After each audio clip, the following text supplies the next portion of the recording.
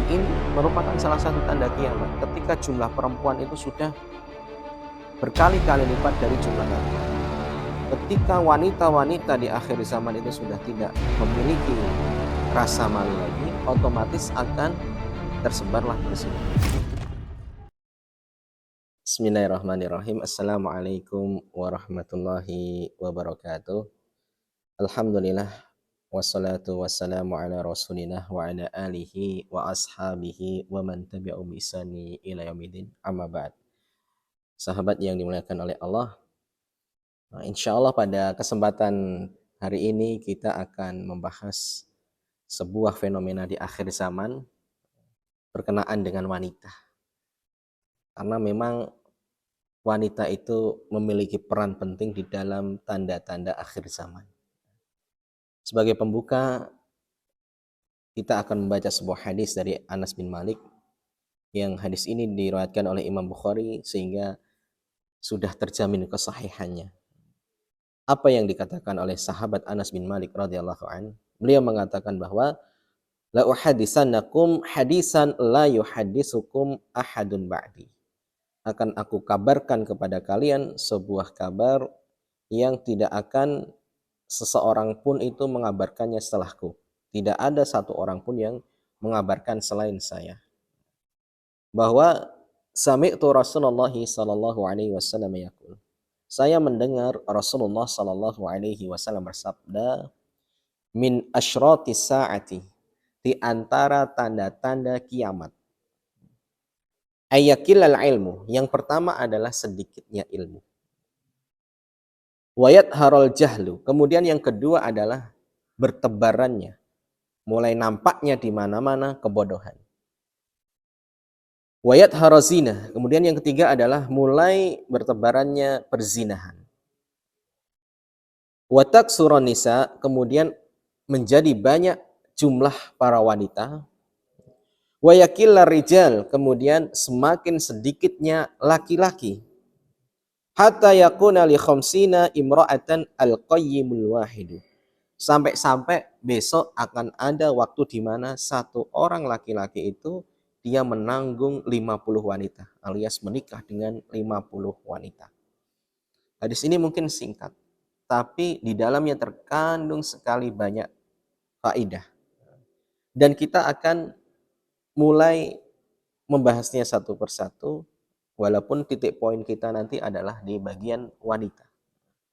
Yang pertama adalah mulai sedikitnya ilmu, mulai dicabutnya ilmu, yaitu dengan banyaknya ulama-ulama yang diwafatkan oleh Allah dan belum ada pengganti-pengganti yang sepadan dari ulama tersebut.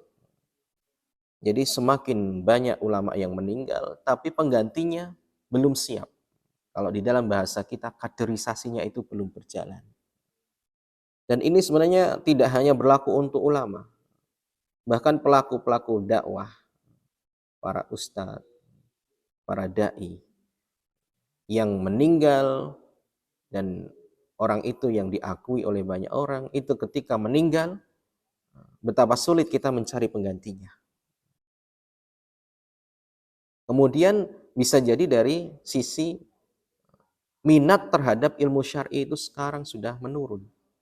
Banyak orang yang tidak mau belajar agama, lebih tertarik dengan ilmu dunia.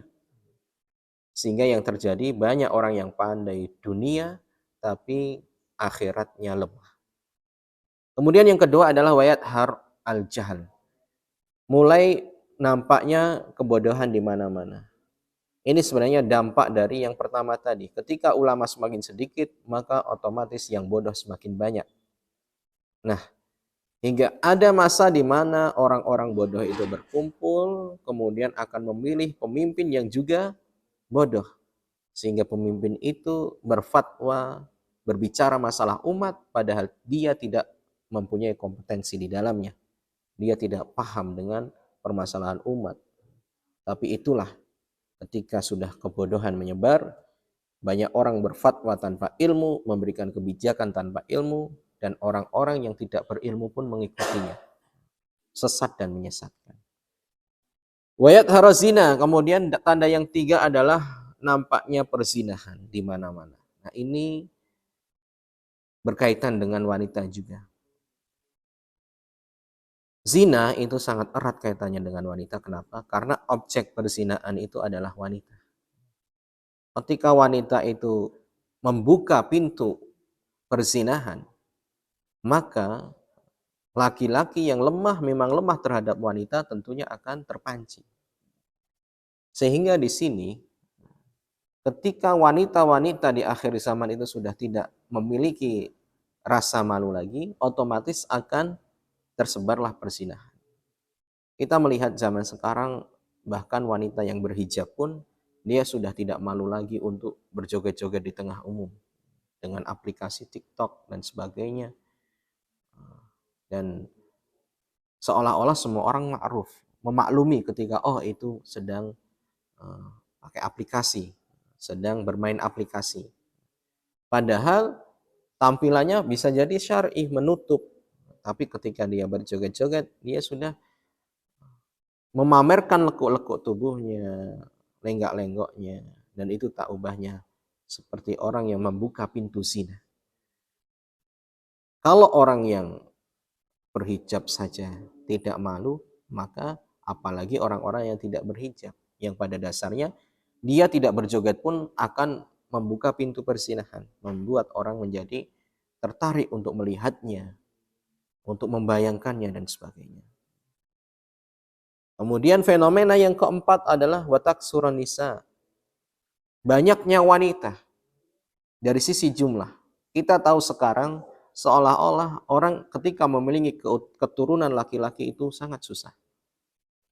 Bahkan betapa banyak di antara kita yang semua anaknya itu adalah perempuan. Dan ini merupakan salah satu tanda kiamat ketika jumlah perempuan itu sudah berkali-kali lipat dari jumlah laki-laki. Walaupun di dalam hadis ini ditutup dengan sedikitnya laki-laki sampai perbandingan antara laki-laki dan perempuan itu 1:50. Kita sudah mulai menapaki fase itu. Sekarang ini wanita sudah hampir 10:1. Atau bahkan bisa jadi lebih. Karena beberapa tahun yang lalu ada survei mengatakan 8:1. Satu orang itu seandainya menikah dengan 4 wanita itu masih sisa. Nah, itu seandainya memang poligami itu boleh. Dalam artian betapa banyak orang sekarang itu yang menganggap poligami itu tidak boleh. Seandainya kita membolehkan pun itu jumlah wanita sebenarnya masih sisa. Nah, inilah tanda-tanda kiamat yang perlu kita ketahui bersama, bahwa di antara tanda-tandanya itu nanti ada yang melibatkan para wanita. Belum lagi nanti dari tanda-tanda perilaku dari wanita itu sendiri yang insya Allah mungkin akan kita bahas di waktu yang lain.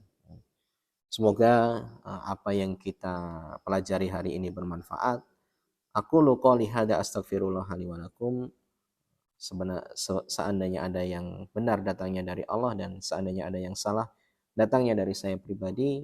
Kita tutup dengan hamdalah dan doa kafaratul majlis. Alhamdulillahirabbil alamin. Subhanakallahumma bihamdika asyhadu an la ilaha illa anta astaghfiruka wa atubu ilaik. Wassalamualaikum warahmatullahi wabarakatuh.